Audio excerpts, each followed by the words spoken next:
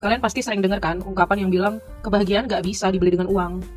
Atau bahkan kalian termasuk yang setuju sama ungkapan itu.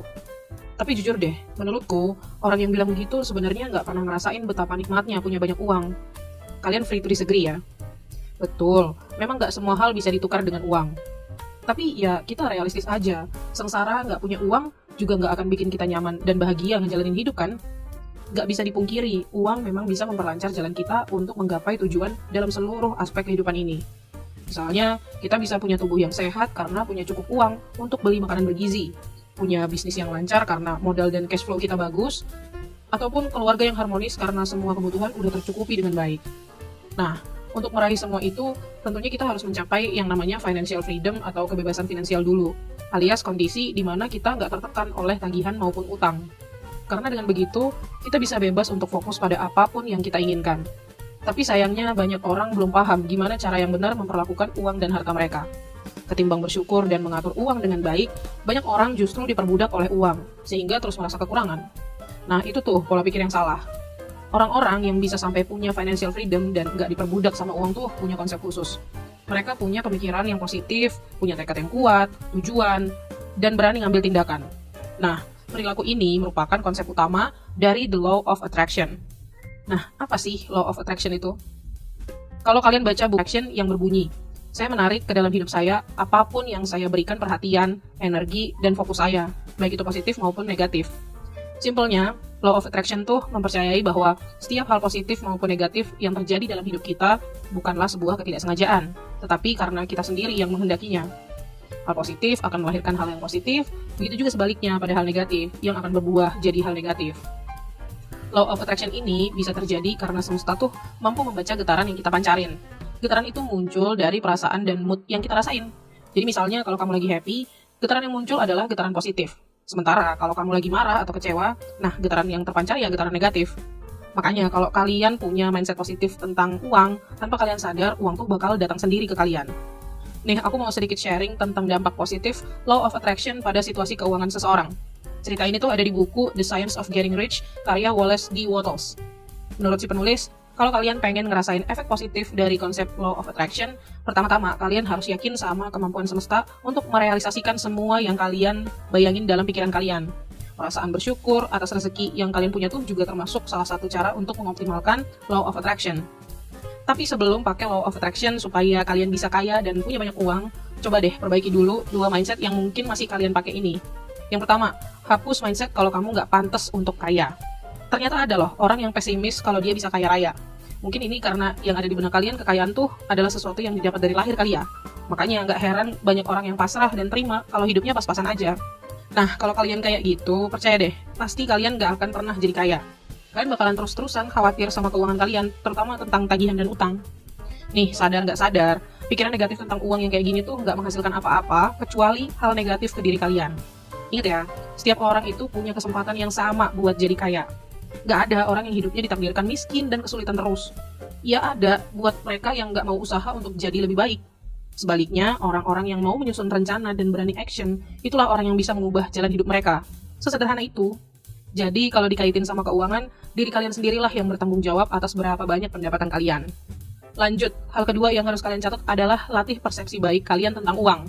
Coba deh ingat-ingat, kalian punya nggak kenalan seseorang yang selalu ngerasa nyaman sama uang? Seseorang yang nggak pernah ngeluh karena dia nggak bisa beli sesuatu? Dan ada nggak kenalan kalian yang rajin banget bersedekah tanpa takut dianya bakal kekurangan? Kalau ada, coba kalian tanya ke orang itu, pernah nggak dia nggak sengaja nemu uang di jalan?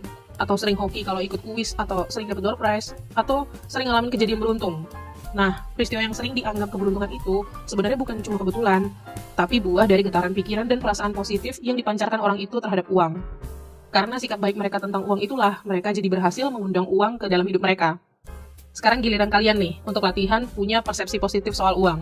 Yang mana artinya harus selalu bersyukur, entah berapapun uang yang kalian punya. Yakin bahwa semesta tuh punya kekayaan yang gak terbatas untuk dibagi ke kalian. Nah, kalau kalian udah punya 2 mindset tadi, kalian udah bisa nih mulai memancing kekayaan. Gimana caranya? Nih, catat baik-baik ya. Langkah pertama, fokus pada harta yang udah kalian punya. Kalau menurut konsep Law of Attraction tadi, kita akan menarik sesuatu yang kita kasih perhatian, energi, dan fokus. Jadi luangin aja waktu kalian buat benar-benar fokus sama harta yang udah kalian punya saat ini. Dengan begitu kalian bakal mengundang lebih banyak harta. Mungkin kedengarannya absurd ya, Oke, coba pakai cara yang lebih konkret kayak gini nih. Ambil kertas kosong dan tulis 5 hal yang kalian syukurin hari ini. Lalu tutup mata kalian selama 3-5 menit dan renungin semua itu. Berkat dan rezeki yang kalian dapetin di hidup ini. Dan lakuin ritual ini setiap hari. Latihan ini tuh fungsinya untuk menumbuhkan rasa syukur atas segala hal yang kalian punya, sekecil apapun itu. Langkah kedua, eliminasi pikiran negatif dengan melihat bigger picture pada setiap hal.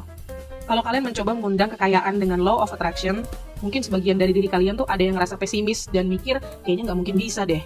Nah, kapanpun pikiran negatif ini muncul, langsung buang jauh-jauh dan alihin pikiran kalian ke orang-orang inspiratif yang udah lebih dulu memperoleh kekayaan sebelum kalian. Contoh misalnya Jack Ma, Oprah Winfrey, Eka Cipta Wijaya, atau siapapun yang jadi panutan kalian. Langkah ketiga, pahami value-value penting dalam hidup kalian. Maksudnya adalah kalian hanya pakai uang dan kekayaan yang kalian punya untuk hal-hal yang penting aja. Kalau kalian ngerasa happy saat ngeluarin uang dan menghindari pengeluaran yang bikin kalian menyesal, itu tandanya kalian membangun hubungan positif dengan uang. Nah, ketika kalian udah ngelihat uang dengan cara yang positif kayak gitu, sadar gak sadar kalian tuh akan mengundang lebih banyak uang untuk mendekat ke kalian. Kalau kalian belum tahu atau belum yakin value hidup kalian tuh apa aja, coba ambil kertas lagi dan tulis 5 pengalaman terpenting dalam hidup kalian. Misalnya quality time bareng keluarga, dapat juara di sekolah, ngasih hadiah ke orang yang kalian sayang. Terus tulis 5 kata yang menggambarkan masing-masing pengalaman tadi. Dan coba kalian analisis kira-kira tema umum apa sih yang muncul. Nah, itu adalah kata kunci value yang kalian pegang. Langkah berikutnya yang keempat, hadapi fakta. Kalian harus realistis dalam melihat situasi keuangan kalian, entah itu lagi baik atau lagi goyang, dan bertindaklah sesuai kemampuan kalian. Jangan sampai misalnya kalian udah punya utang nih, kalian maksain diri untuk beli barang-barang yang gak mendesak. Kalian harus tahu kondisi finansial kalian sendiri, supaya bisa bikin rencana keuangan yang sesuai dengan keadaan kalian. Langkah kelima, cium wangi uang. Mungkin ini konyol ya kedengarannya, ngapain coba cium-cium uang. Tapi percaya deh, ini tuh bisa mengoptimalkan law of attraction tadi untuk dapetin uang dan kekayaan loh. Jadi dengan menghirup wanginya uang, kalian coba sambil bayangin suatu saat kalian berhasil menggapai kekayaan yang kalian mau sampai uang tuh bisa kecium sama kalian. Gak perlu mikirin gimana cara ngedapetin harta sebanyak itu atau uang yang mau dipakai buat apa. Cukup biarin otak kalian percaya bahwa kalian udah memiliki kekayaan itu. Kalau kalian sering ngelakuin ini, kalian bisa menghilangkan persepsi negatif tentang uang yang selama ini nahan kalian untuk mengundang kekayaan bagi kalian. Next, langkah ke-6, buang jauh-jauh ketakutan untuk sukses. Ini nih yang sering terjadi. Banyak orang yang belum kaya tapi udah overthinking duluan, ketakutan bakal ngalamin kejadian buruk ketika mereka kaya suatu saat nanti. Kayak misalnya takut gak bahagia meskipun hartanya udah melimpah, atau takut dimanfaatin sama banyak orang. Nah, untuk menghilangkan rasa takut semacam ini, coba pikir-pikir apa yang membuat kalian ketakutan. Mungkin di masa lalu kalian pernah dimanfaatin sama seseorang, makanya jadi trauma. Kalau udah tahu jawabannya, coba tulis solusi atas ketakutan kalian itu. Misal, aku bisa ngebedain mana orang yang tulus dan mana orang yang jahat, berapapun kekayaan aku nanti. Tapi satu hal yang harus kalian ingat, gak boleh lupa, kekayaan tuh bukan cuma soal uang. Selama kita hidup, ada banyak aspek lain soal kekayaan. Cinta, keluarga, kesehatan, pekerjaan, atau bisnis yang kalian jalanin. Setelah kalian menarik energi positif ke berbagai aspek tadi, kekayaan finansial baru tuh akan ngikutin. Jadi gitu ya, semoga kalian udah lebih paham soal cara jadi kaya dengan law of attraction. Thank you udah nonton, jangan lupa klik tombol like dan subscribe, dan komen tips apa lagi yang kamu butuhin seputar finansial.